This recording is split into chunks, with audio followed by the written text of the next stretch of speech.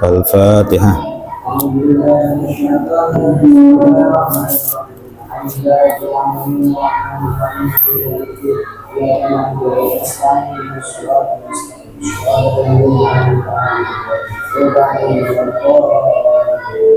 Bismillahirrahmanirrahim. Alhamdulillahirabbil alamin. Nahmaduhu wa nasta'inu bihi wa nastahdihi wa nastaghfiruh. Wa na'udzu billahi min syururi anfusina wa sayyiati a'malina. May yahdihillahu fala mudilla lahu wa may yudlil fala hadiya lahu. Asyhadu an la ilaha illallah wahdahu la syarika lahu. Wa asyhadu anna Muhammadan 'abduhu wa rasuluhu la nabiyya ba'dahu.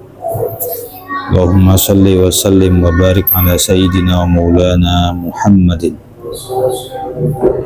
wa ala alihi wa ashabihi ajma'in, amma ba'd. Qala al-muallifu rahimahullahu ta'ala. Sudah ya, wahad buma sudah kemarin. Wa ba'da laula khaliban halful khabar hatmun wa fi nassin yaminil dastaqar. Wa ba'da laula lan ing dalem sakwise laula ghaliban ing dalem kaprahe halful khabari utawi membuang khobar iku hatmun wajib. Wa fi nasyin lan ing dalem si jinas yaminin kang berupa sumpah. Lastaqara hale tetep opo nasyun yamin. Wa ba'da wawin lan ing dalem sakwise waw ayyanat kang nertentuake opo waw mafhuma ma'a ing mafhume ma'a kamithli kullu sani'in kaya sakpadane lafad kullu sani'in wa ma sana'a. Kullu sani'in utawi saben-saben wong kang menggawe, wa ma sartane perkara sana'a kang menggawe apa kullu. Wa qabla halin lan ing dalem sadurunge hal la yakunu kang ora ono apa hal iku khobaron khobar anil ladzi sartane perkara khobaruhu kang utawi khobare alladzi iku qad udmira temen-temen dan simpen apa khobar.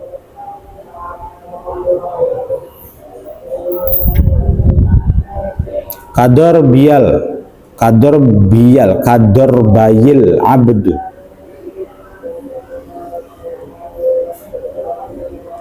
kador bil abdu sebenarnya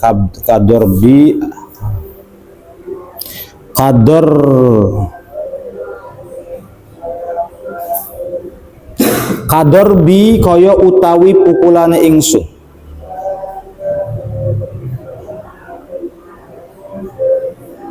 Al-abda ing kaula kador bayil abda musian hale wong kang ala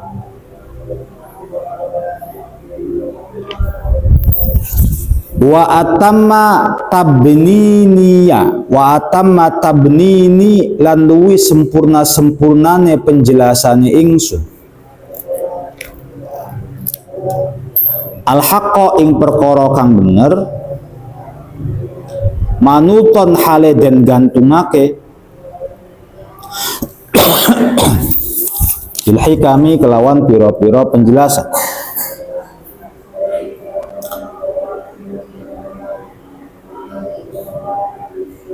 wa akhbaru lan podo gawe khobar sopo para ulama bisnaini kelawan loro au biaksaro atawa kelawan luwi akeh An wahidin saking mubtada siji. Contohe hum utawi mereka utawi ngakeh.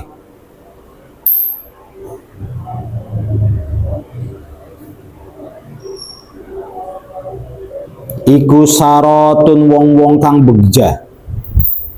Iku syu'ara'u wong-wong kang ahli syair.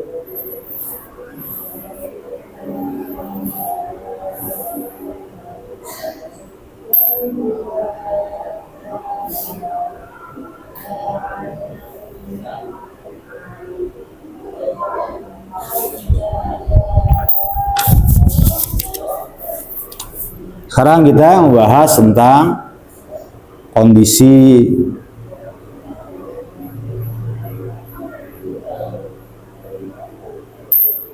wajibnya membuang khobar. Jadi titiknya ada di hadful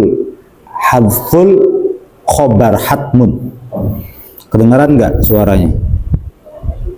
Mbak, lebih dekatan lagi coba. Kedengaran lagi. Hadful khobar hatmun, membuang khobar itu hukumnya wajib. Sebelumnya disclaimer dulu untuk anak-anak. Kalau ada kesempatan kita untuk ta'zimu lisima'il ilmi, maka lakukan. Jangan sampai itu membuat kita terlambat. Kalau lagi online, jangan sampai susah dihubungi. Karena hirsun itu penting. Kami pernah mempunyai beberapa santri yang dulunya alim, lalu sekarang ilmunya nggak berguna.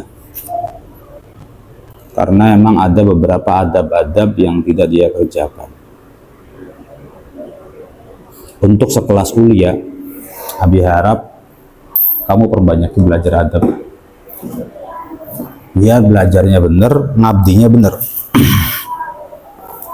Jangan sampai belajar dengan niat yang salah, abdi dengan niat yang salah. Karena itu efeknya fatal. Ahli ilmu yang akhirnya ngejadrok jadi orang yang ahli Mobile Legends banyak. Ahli ilmu yang akhirnya tangkrang-tongkrong di wifi, ilmunya nggak berguna banyak. Karena salah jalan. Harusnya kamu begini, nah. Saya udah belajar alfiyah, taklimul muta'alim hatam enggak ya? Saya belajar alfiyah, kira-kira bisa mengamalkan taklimul muta'alim enggak ya?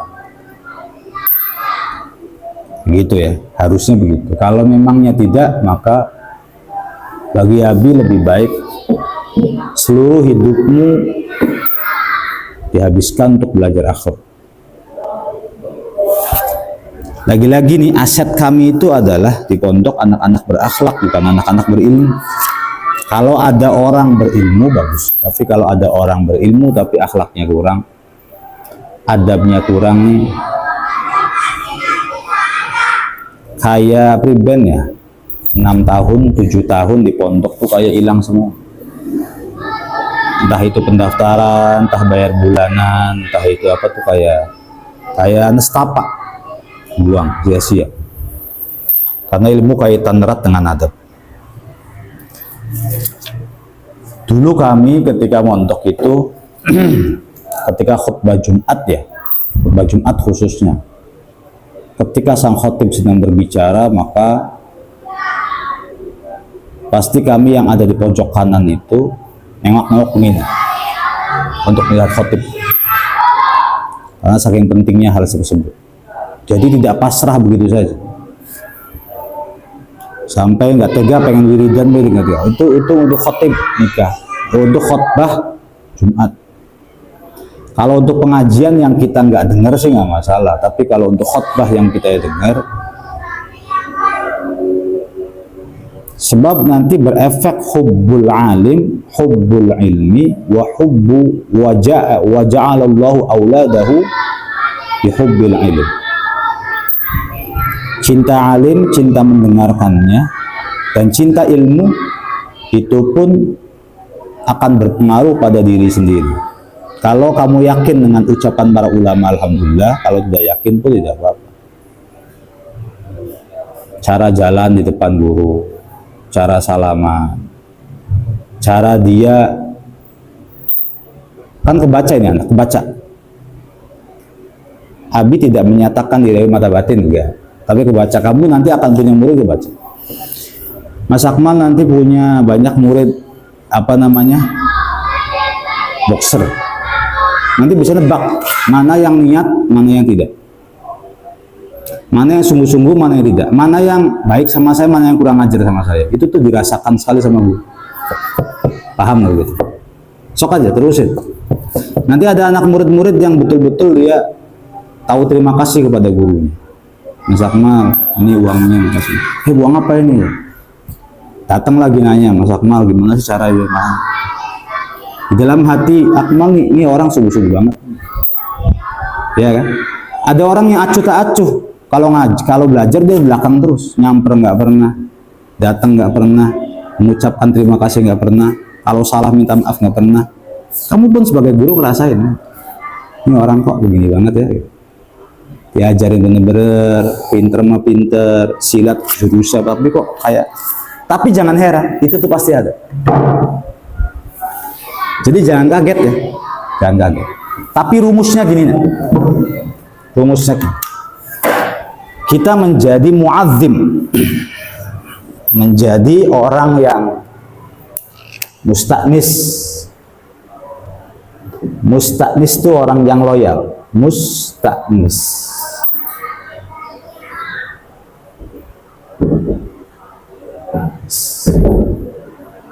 Ini orang yang loyal. Kamu di pondok loyal, di sekolahan loyal, baik sama guru baik, sama sekolahan baik. Nanti akan punya dua anak buah kelak.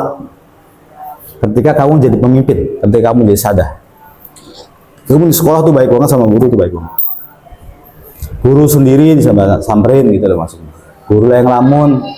Kan dulu sahabat ma'abkak ya Rasulullah. Apa yang membuat engkau nangis ya Rasulullah? Itu kepekaan dan kepeduliannya itu gede kan.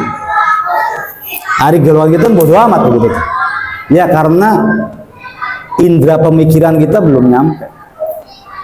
Kita baru menjadi orang-orang yang saya pengen dialemani, saya pengen diagungin, saya pengen ditanya, selalu seperti itu. Nah, ketika kita menjadi orang yang musta'nis di perusahaan apapun, di sekolahan apapun, di pondok, maka kelak ketika kita menjadi seorang pemimpin akan mempunyai dua. Musta'nis, ada khoin. Paham gitu? Nanti kita punya muridnya ada dua. Ada satu murid yang kelak akan menjadi, kita punya murid spesial keturunan kita saat kita mencari ilmu dulu. Jadi balasan itu balasan, ngerti kan balasan? Jadi pondok kamu sungguh-sungguh, benar-benar penuh dengan perhatian, penuh dengan ta'lim, penuh dengan ikram. Nanti kamu akan punya murid dua. Ada yang nurunin kamu juga musta'nis lagi, tapi ada yang khoin. Jadi jangan heran, kamu perusahaan nanti ada yang menjilat, ada yang diam-diam ternyata menusuk kamu dari belakang. Ada yang memang sebenarnya nggak suka sama pemimpinan kamu tuh nggak suka. Kurang support, kurang apa. Tetapi ketika kamu menjadi khoin, ketika menjadi ilmu, maka dua khoin sohir, khoin kabir. Paham nggak maksudnya? Sekarang kamu mencari ilmu nih, kamu baik. Nanti ketika kamu menjadi guru, murid-muridnya ada yang baik, ada yang suka khianat. Tapi ketika dalam mencari ilmu kamu suka khianat, maka murid-muridnya itu pasti khianat. Baik itu khianat sohir atau khianat kabir. Ini rumus. Tanya sama para kiai yang punya pondok, tanya sama ulama yang punya majelis taklim gitu. Karena itu maksudnya jangan sampai kita kelak, ya bukan kita kelak, sekarang kita punya sifat-sifat yang apalagi kelasnya kelas tinggi, sifatnya sifat nggak nyenengin di depan siapapun. Yang sumeh, yang baik. Hati jangan keras, jangan merasa dirinya pintar, jangan merasa dirinya dirinya ngajinya rajin, terutama apen-apen itu penting. Apa tuh apen-apen? Kadang-kadang guru kita itu bukan siapa-siapa dan nggak ngerti apa-apa, namanya juga manusia. Karena manusia itu mastur pastinya. Jadi kalau ada guru lalu ma'rifat tuh nggak benar. Itu mah orang-orang yang melogikakan aja guru sama nggak ada. Tapi gitu. Karena dia pernah belajar di pondok, pernah melalui masa-masa di pondok, tahu berbagai macam karakter orang, tahu berbagai macam karakter apa? Murid. Sehingga dari generasi dengan generasi itu antara murid ini di nahnu nudawiluha bainan nas gitu. Berputar, kinnya kayak bocakannya, ada persis-persisannya. Dan pulangnya jadi apa persis meninggalkan. Jadi ketika kayak siram konon kayak sih, itu tuh akeh benernya karena pengalaman bukan karena makrifat. Karena nah ini pengalaman ya, beda antara pengalaman makrifat. Pengalaman mengkanan bongi modelnya mengkanan kian suka ngerutu suka kian wes persis kayak wong bengen sing aran iki engko itu bakal jadi mengkanan mana. Karena karakter yang sama akan menjadikan hasil yang sama, proses yang sama, hasilnya pada baik, kayak tanaman aja. Nanti hidup apa enggak kalau di indoor, kalau di outdoor bagaimana, proses penanamannya bagaimana, proses penyiramannya bagaimana, kalau kena mataharinya sedikit bagaimana, kalau banyak bagaimana. Itu tuh jadinya nanti sama aja. Kalau rata semua dipanas-panasan, misalnya si dolar tuh ya nanti bagus. Nah murid pun sama seperti itu. Karena itu Abi himbau ini berkali-kali ya. Kenapa? Karena kasihan sama diri kamu sendiri. Kamu kelak nanti butuh pembantu, butuh anak buah, punya santri, punya karyawan, punya siswa, punya apa. Kamunya sekarangnya benar supaya jaza balasannya itu juga baik. Meskipun tidak semua baik. Tapi yang jelas kalau kamu baik, nanti tuh murid kamu ada dua. Ada yang baik dan ada yang enggak. Yang baik sebagai balasan dari Allah atas usaha kamu dulu. Yang buruk sebagai ujian lah, kesabaran. Kamu harus juga belajar. Tapi kalau kamu begini, bubar sudah. Pas sudah bubar tuh nggak ada yang setia. Dilalah aja kamu punya anak buah tuh, makanan kamu. Lah kasih bener ini.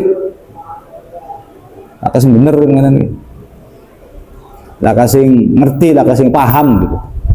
Nah kan akhirnya nyiksa kita nanti. Nah biar kita ngerasain bahwa kita itu dulu juga seperti itu. Kayak mengkel. Terus kamu tiba-tiba datang kepada seorang ustadz. Oh ustadz, saya ngajar di mana? Di MTS. Ya Allah, batu-batu kamu muridnya. Kenapa sih batu-batu gue? Ketika saya jelaskan tuh lakas ngerongok nang. Pada dolanan, pada apa, bantah-bantahan apa dan sebagainya. Nggak kayak anak-anak santri dulu tuh. Kan sudah wal asri itu berarti pamitan. Belum juga saya berdiri dari bangku. Mereka udah keluar duluan tuh. Salaman tuh boro-boro Pak Ustaz. Pak Ustaznya malikaken kan. Sira bengen nyari ilmu kono. Bengen lamun ngerongonan guru kono. Bengen lamun dodok ngendi. Bengen ada nggak rasa pengen sungkem-sungkemnya sama guru? Yang ada pada pikiran kamu kan kejelekan guru. Ya kalau bahas tentang kejelekan pasti semua orang pasti punya. Nah? Di sisi Rasulullah itu ada mukmin dan ada munafik, tidak semuanya. Di sisi Rasulullah mukmin tuh loh. Di munafik tuh kelihatan banget ketika Khaybar.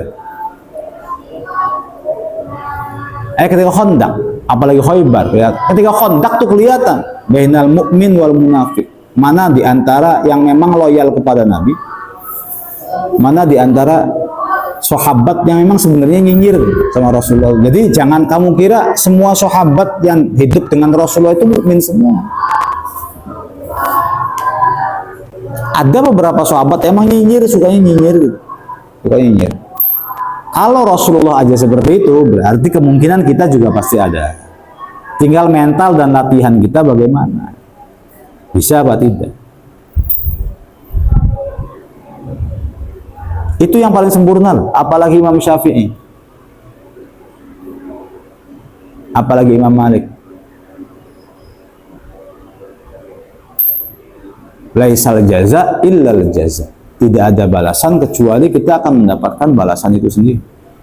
Wa may ya'mal su'an yujza bihi. Kan gitu. Wa may ya'mal, dan siapa orang yang melakukan sesuatu su'an, keburukan, yujza, maka akan dibalas bihi dengan keburukan.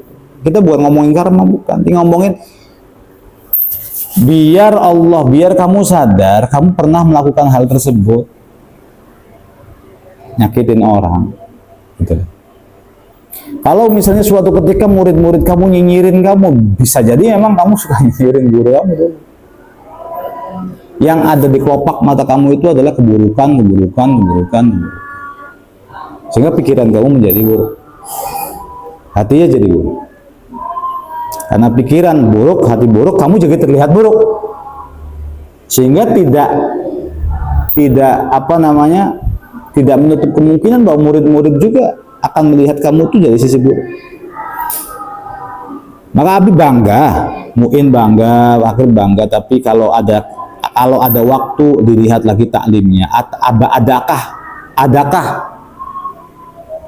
adakah misalnya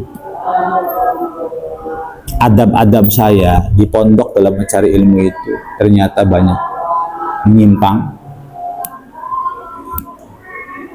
Andaikan kamu udah bilang berkali-kali, andaikan kamu dikasih kesempatan mondok 20 tahun, maka biarlah 18 tahun itu belajar akhlak.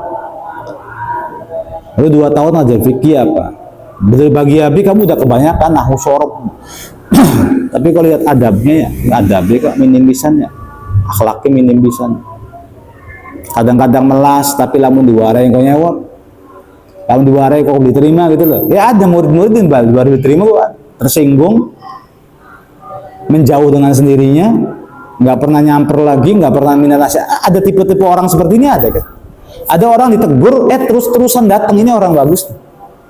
Dan kamu tuh salah gini, datang lagi. Emang dia suka teguran.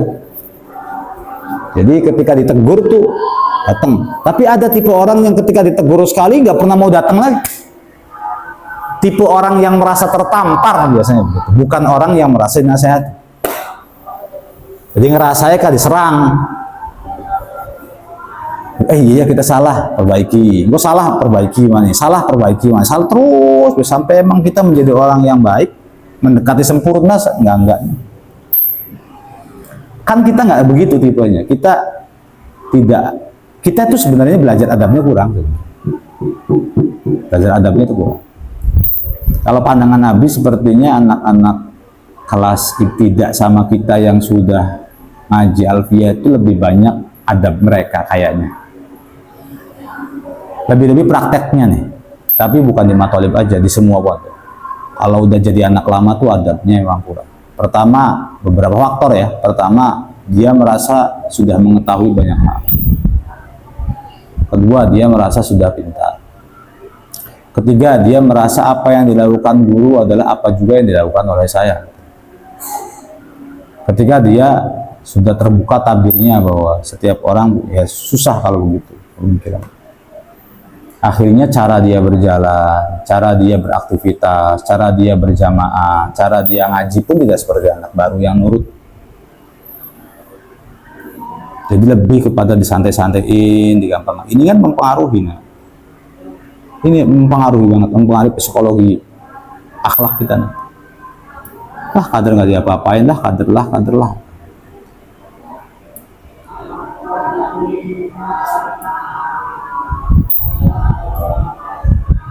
Tapi dulu ngaji kalau nggak lihat guru tuh nggak mau. Dulu harus natep terus kudu ngarep lah seenggaknya. Ngene di mondok. Karena ketika dengan penjelasannya saya paham. Dan mungkin kalau sayanya nggak lihat, takutnya beliau lihat saya pada saat saya nggak lihat gitu. Ini nggak enak juga kan. Ini gini, di mukonakan lu perasa teman hati kalau enakan. Tapi santri dulu bukan Abi aja, tapi teman-teman Abi tuh begitu juga. Teman-teman Abi begitu juga. Jadi bukan hanya saya, tapi teman-teman juga rasanya begitu semua. Jangan sampai guru melihat saya dalam keadaan saya tidak ada, atau guru melihat saya dalam keadaan saya tidak melihat, itu kan akan bisa. Dipandang kita lagi nulis-nulis aja sampai tunggu khawatirnya menyinggung. Gini aja begini. Orang dulu berpikirnya begini, kalau saya lagi bicara lalu uangnya beli rongok nangkah. Tarati kan? Maka saya tidak akan melakukan hal tersebut kepada guru saya. Ini orang ini. Apalagi pondok saya gitu. Kan begini. Saya wongnya lagi nulis buku, wong Cirebon. Mondok pengen apa? Ya tujuan nyari ilmu. Digituin tuh kayak benenakan. Benenakan bisanya kita ngomong diladeni. Apalagi saya ngomong dia ketimpali uang, maka hal ini akan saya praktekkan ketika saya ngaji gitu. Saya tidak akan membuat kondisi seperti ini diterima oleh guru kami, di mana saya pernah merasa sakit hati terhadap seseorang yang pernah menyakiti saya dengan cueknya, maka saya pun tidak akan menyakiti guru dengan tanda cuek saya. Ini sebegitu pekanya kita menjadi orang-orang seperti itu. Maka gagal paling depan. Itu tua-tua yang orang-orang dulu tuh bocah-bocah cilik kok pada nyingkir. Siram burung gitu tuh. Ya rebutan, masih rebutan. Tapi wong-wong usaha jenggoten kumisen kepengennya nih arep ambil dikatonaken dari desa. Padahal Abah Sodik tuh ya, Abah Sodik nih. Kalau kamu mondok di Abah Sodik kayaknya banyak suudonnya kan. Satu galak, Abah Sodik galak. Kedua, mobilnya itu kayak terminal. Al-Hikmah 1 itu kayak terminal, lapangannya kayak terminal, mobil banyak, bus ada 3 tempat. Lalu kemana-mana, kadang ke partai, ke apa, gitu. Kamu kan nggak bisa kan begituin. Kamu kan gampang seudon gitu. Wah, kiai politik wah. Sedikit aja kiai yang lakuin kesalahan, kamu udah berpikiran ada cinta dunia, kiai apa gitu. Begitu kotornya pemikiran kita untuk bisa menerima kebaikan orang lain, bahkan yang kita nilai keburukan saja, padahal kita menerima ilmu dari dia. Dan alhamdulillah kamu gak berguru. Kalau berguru kacaunya, kacau. Kalau ngomong jorok, apa sedih kalau ngomong jorok, ada ngomong bokong bunder apa dan sebagainya. Tapi santri-santri gak ada yang suudon, gak ada yang berpikiran jelek gitu. Pikirannya bagus-bagus. Apalagi ada yang kadang-kadang sholat tuh jam 2:30, sholat maghrib jam 5:30, pengennya pribadi itu pengen berutuh berenakan, beli berenakan itu gajinya si jamaah ya kita beli di jam, beli sholat dewe kan. Kalau di sini kan ya sholat dulu aja gitu. Takutnya nanti suudon, nanti benakan ya. Orang zaman sekarang kan memang lebih mengutamakan suudonnya ketimbang baik sangka. Kita bisa tahu kan cerita Nabi Khidir dengan Nabi Musa yang di perjalanan itu loh. Walan tastati'a alaihi sabra. La tastati' alaihi sabra. Terus aja miluan kita kalau Nabi. Iya, wallahu alam Nabi Khidir atau siapa, tapi kan terkenal Nabi Khidir. Saya diperintahkan oleh Allah untuk berguru atau mengikuti engkau. Nabi Khidir mengatakan sudah nggak bakal sanggup ikut saya. Kalau suudonnya Nabi Musa itu maksudnya. Di tengah-tengah perjalanan Nabi Khidir tiba-tiba membunuh 2 anak yatim, dua anak. Kan tercengang, dan keceritaan. Tiba-tiba membocorkan apa? Laut.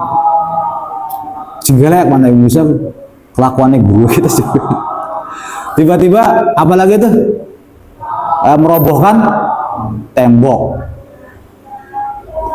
Pribadi sebenarnya gini, hadza firaqu baini wa baini. Sa'unabbiuka bi ta'wili ma lam tastati' alaihi sabr. Sudah, ini perpisahan saya dengan kamu. Iya, udah nurut. Saja montok mana model momen. Lebih bisa ilmu gagal, bahasa ilmu gagal tuh mungkin. Saya kita di depan mereka tuh di apa namanya di depan orang zaman dulu pastinya pastinya zaman dulu sebelum Abi juga lebih baik daripada Abi. Cuma lebih baik terus, lebih baik gitu. Paham ya gitu ya? Karena masa sebelum masa itu pasti lebih baik secara akhlak, secara moralitas. Makin kesini pastinya makin bobrok. Berarti kamu nanti ketika punya murid secara akhlak lebih bikin gatel hati. Karena itu mentalnya sekarang. Karena itu mentalnya sekarang. Atau bisa jadilah ada beberapa santri putri yang sekarang lama gitu ya, yang sudah 4 tahun, lalu ngadepin anak-anak baru, akhirnya dia flashback, kaya sih kita pengen mengkonon, kaya sih pengen kita mengkonon, almannya, manjanya, toksiknya, NPD-nya, kalau merenung mah gitu. Terus akhirnya kita ikutin. Maka hebat, belajar alfiyah hebat, habis senang. Tapi kalau misalnya sampai membuat kita kok sepertinya tersulut, suudon, sombong, memperlihatkan malas, memperlihatkan yang memperlihatkan, ya menurut Abi mah lebih baik dipelajari akhlakul karimah, akhlaknya dipelajari. Dia pelajari ulang, dibuka ta'lim atau adab suluk, ada lagi apa namanya kitab Taisirul Khalaq. Sekarang jam 7 sebet aja nggak apa-apa deh.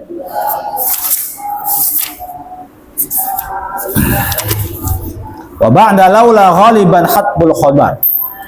Sekarang berarti khobar di mana wajib dibuang. Khobarnya tuh wajib dibuang. Jadi bukan hanya boleh, tapi wajib dibuang. Pertama, wa ba'da laula. Apabila khobarnya jatuh setelah mubtada yang ada laulanya. Laula Aliyun lahalaka Umar. Itu apa ya? Yang paling terkenal. Laula Aliyun lahalaka Umar. Lahalaka, tapi laula mawujud, ya bukan laula muksin. Lahalaka, andaikan tidak ada Ali maka Umar akan hancur. Laula Aliyun, lamun ora ana utawi Umar, ya takdirnya mawujudun iku ono, lahalaka moko yaktine rusak sopo Umar. Nah ini nggak ada. Jadi adanya mubtadanya saja, tapi khobarnya nggak ada dan nggak boleh ditampakkan. Ngerti ya? Kecuali apabila butuh penjelasan. Kemudian yang kedua, apabila jatuh setelah yamin. Wallahu a'lam.